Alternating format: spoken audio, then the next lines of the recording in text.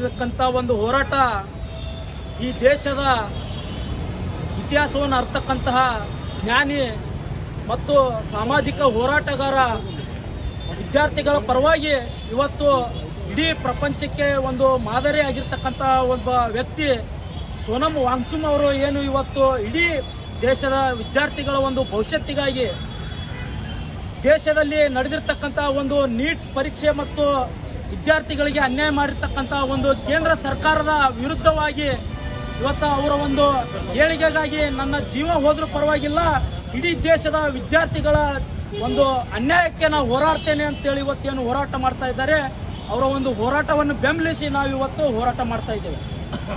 ಇವತ್ತು ನೀಟ್ ಪರೀಕ್ಷೆ ಅಂತಕ್ಕಂಥದ್ದು ಬಿಜೆಪಿ ಸರ್ಕಾರದ ಒಂದು ಹಗರಣವಾಗಿರ್ತಕ್ಕಂಥ ಹಗರಣ ಮಾಡಲೇ ಒಂದು ಉದ್ದೇಶಕ್ಕಾಗಿ ನಡೆಸ್ತಕ್ಕಂಥ ಒಂದು ಮಾದರಿಯ ಒಂದು ಪತ್ರಿಕೆ ಇವತ್ತು ಬಿಜೆಪಿ ಸರ್ಕಾರದ ಇವತ್ತು ಪತ್ರಿಕೆಯಾಗಿದೆ.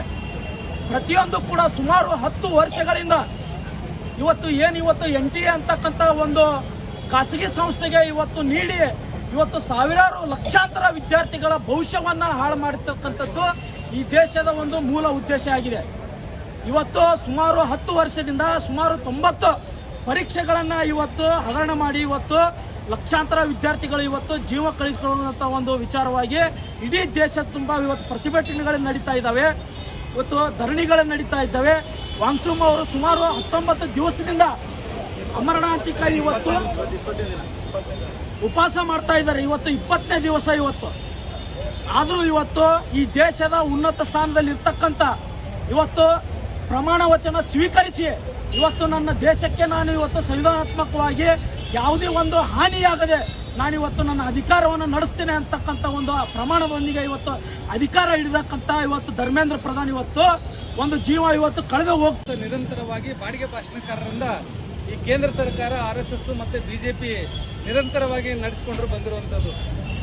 ಇತ್ತೀಚೆಗೆ ನೀಟ್ ಹಗರಣವನ್ನು ಖಂಡಿಸಿ ಇವತ್ತು ದೆಹಲಿಯ ಜಂತರ್ ಮಂತರ್ನಲ್ಲಿ ಕಾಕ್ರೋಚ್ ಜನತಾ ಪಾರ್ಟಿ ಯುವ ಜನತೆ ಹೋರಾಟವನ್ನು ಮಾಡಿಕೊಂಡು ಬಂದಿರುವಂತದ್ದು.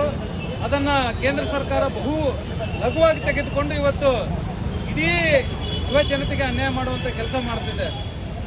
ಇದೇ ವಿಷಯವಾಗಿ ಸಾಮಾಜಿಕ ಹೋರಾಟಗಾರರು ಸೋನಂ ವಾಂಗ್ಚುಕ್ ಅವರು ಕೂಡ ಇವತ್ತು ಆ ಹೋರಾಟವನ್ನು ಬೆಂಬಲಿಸಿ ಸತತವಾಗಿ 19 ದಿನಗಳಿಂದ ಉಪವಾಸ ಸತ್ಯಾಗ್ರಹ ಮಾಡ್ತಿದ್ರು ಕೂಡ ಕೇಂದ್ರ ಸರ್ಕಾರದ ಯಾವುದೇ ಒಬ್ಬ ಅಧಿಕಾರಿ ಕೂಡ ಅವರನ್ನ ಭೇಟಿ ಮಾಡದಿರುವಂತದ್ದು ಈ ದೇಶದಲ್ಲಿ ನಡೀತಿರ್ತಕ್ಕಂಥ ಈ ದುರಂತ ಅಂತ ಹೇಳಿ ಹೇಳ್ಬೋದು. ಈ ದೇಶದಲ್ಲಿಯೇ ಈ ಯುವ ಜನತೆಯನ್ನು ದಾರಿ ತಪ್ಪಿಸಿ ಕೋಮುವಾದವನ್ನು ತಲೆಯಲ್ಲಿ ತುಂಬಿಸಿ ಇವತ್ತು ನಿರಂತರವಾಗಿ ಏನು ಹೋರಾಟವನ್ನು ಮಾಡ್ತಿದ್ದಾರೆ, ನ್ಯಾಯವನ್ನು ಕೇಳ್ತಾರೆ, ಅವರನ್ನು ದೇಶದ್ರೋಹಿ ಅನ್ನುವಂತ ಬಿಂಬಿಸುವಂತ ಕೆಲಸ ಇವತ್ತು ಕೇಂದ್ರ ಬಿಜೆಪಿ ಸರ್ಕಾರ ಮಾಡ್ತಿರುವಂತದ್ದು. ಇತ್ತೀಚೆಗೆ ನೀಟ್ ಹಗರಣದಲ್ಲಿ ಸುಮಾರು 24 ಲಕ್ಷ ವಿದ್ಯಾರ್ಥಿಗಳು ತಮ್ಮ ಭವಿಷ್ಯವನ್ನ